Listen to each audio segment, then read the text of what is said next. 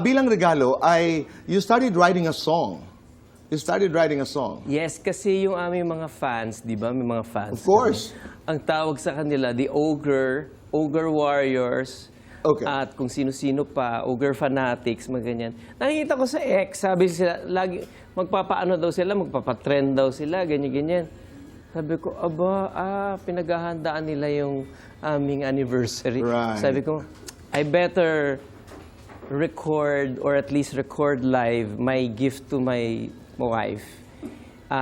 It's a song that I've been writing for a while now. Okay. Hindi po ito tapos. Ang challenge ni Ogie ho ngayon ay dagdagan ng isa, dalawa, malay mo, isang stanza, at malay mo, matapos niyo po, ang awitin. May gitara ho kami mamaya. Mamaya na. Sige nga, just 1-2 lines. Ano kasi, How does it go? gusto ko kasi gumawa ng kanta na yung pwede mo lang kantahin with the guitar, hindi mo kailangan ng piano. Title of which is? It's called Ikaw Lang Mahal. Ikaw Lang Mahal.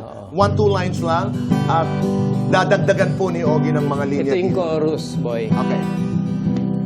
Araw-araw ang pipiliin ko ay ikaw lang, mahal, wala nang iba. Ikaw ang lakas at kahinaan ko, sa yakap mo ko lang gusto araw-araw. Ikaw lang mahal. Ganda. Ganda. Mahal na mahal ka namin ng sambayan I ng love you Pilipino too. dahil binibigyan mo kami ng mga awitin. Di ba, na soundtrack ng aming mga buhay. I listen to the lyrics of your song, but that can be my song. That can be your song. Yeah. Ganda-ganda. Salamat. Maraming salamat. Pero ito mabilisan lang, Ogie. It talks about choosing each other every day. And that's a deliberate, act. Paano nyo pinipili ang isa't isa araw-araw? Tama ka doon, boy. No? It really is kailangan intentional. Yes. No? Sa mga pagkakataon na may away kayo, pipiliin ko ikaw. Ayokong sumama ang loob mo. Pipiliin ko ikaw. So, your emotions, your well-being, ikaw ang pipiliin ko. Sa mga pagkakataon na kailangan kitang alagaan, ikaw ang pipiliin ko. At saka sa mga pagkakataon na napakahirap mong mahalin, ikaw ang pipiliin ko. Ayan, natumbok mo. Di ba? Dahil ikaw hindi ang naman pipiliin. laging madali ang buhay. At saka yung mga away-away, kailangan bang lagi kang panalo? Kailangan ba talaga yon? Ang ganda naman. Di ba?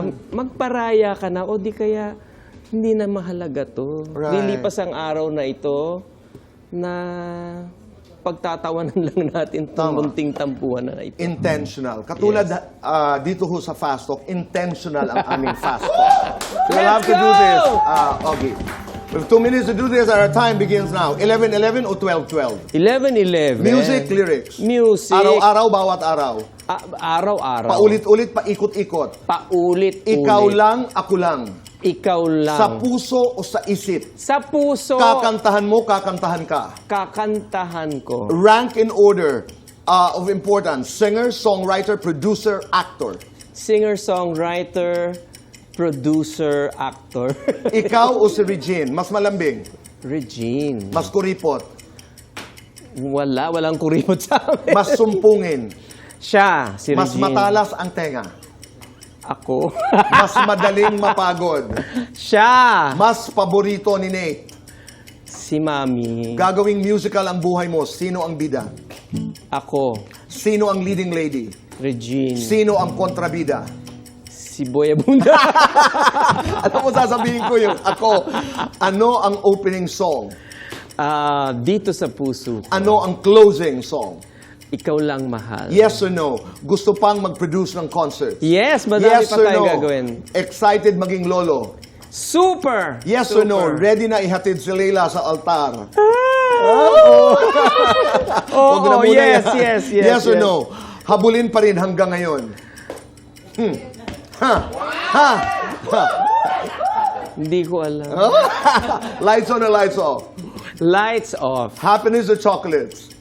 Chocolate. Best time for chocolates? After, you know, Okay, complete the sentence. Dito sa puso ko, ikaw lang ang aking mamahalin at pipiliin